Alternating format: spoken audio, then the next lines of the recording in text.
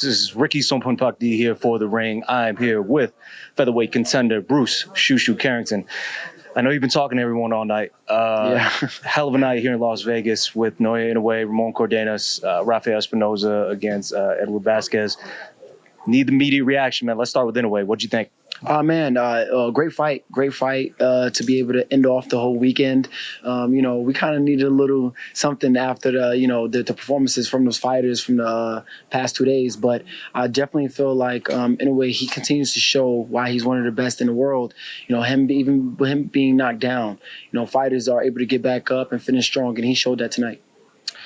I know you said you've been seeing a lot of flaws in his game. He got dropped tonight by a left hook that I didn't even see coming, but he was able to adjust. He wasn't able to get caught by that moving forward.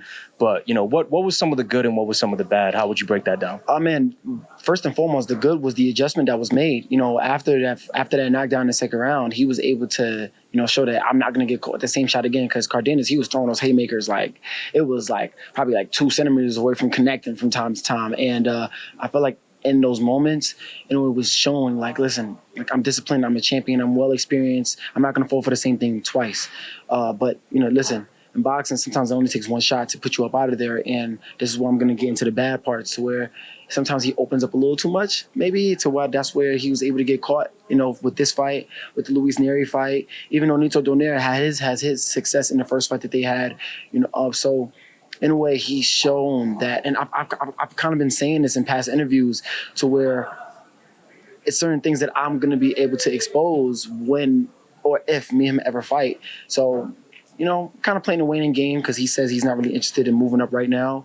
He has other things that's kind of scheduled in his plans right before he decides to move up. So it's just, I'm focused on the featherweight champions right now. I think, again, he's said it multiple times this week. He said it in the press conference tonight. If he can make 22, he's gonna keep going there. Yeah. He's obviously got the fight with MJ coming up at the end of the year. But are you a bit concerned that he might not ever want to come up, because he's gotten dropped against Neri, he got dropped against Cardenas? Do you think?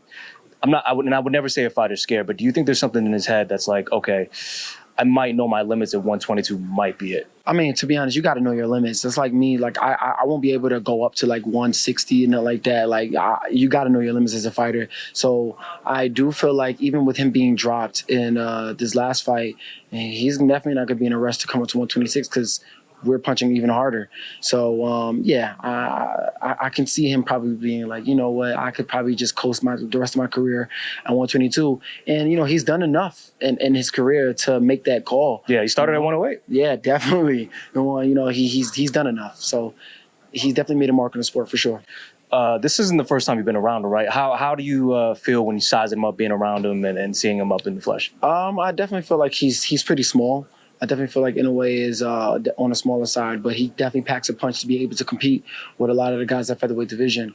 But he's definitely, a small guy.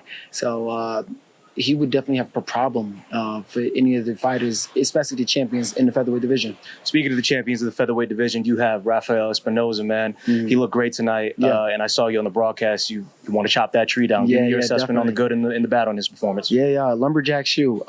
You already know. I feel that Espinosa, he fights with his heart on his sleeve, and he give the fans what they want to see. And sometimes that can, be good, and sometimes it could, bite your ass. And I feel in this fight, he definitely did what he had to do, and then he was showing different angles and whatnot, because Vasquez, he was just kind of in front of him, sometimes bending down. That uppercut was there all night. He picked a lot of good choices in terms of throwing the uppercut, making different angles and whatnot.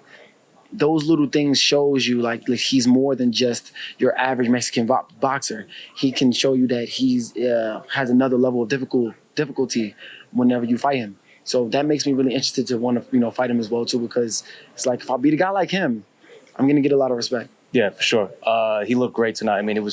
He was pivoting and he was working off the angles. He was getting hit a little bit, but he found his way to break down Vasquez. But I know you're one of the top guys in the WBO, and I know you're going to be pushing really hard to get that fight. But 100%. What's next for you, my man? I wish I could tell you what's next for me. I've been, my team has been in conversations with all of the champions teams, and nobody's interested in fighting me as of right now. So I'm kind of in a place where I'm playing a waiting game. you know, I want to fight the best. Like, I don't really want to waste any more time. Like I've been telling you guys even before my last fight, like I really wanted my next fight to be a world title shot and to give the fans what they want to see. You know, I'm ranked #1 in 2 sanctioning bodies, ranked #2 in WBA, ranked #4 in IBF. Like, I feel like at this moment, the world title shot should be now. And I just don't want to wait any longer. But, you know, I'm not going to rush God's plan. Everything's going to happen when it's supposed to happen. Well, we hope to see you soon, man. Shu, I appreciate the time, brother. Thank you for having me.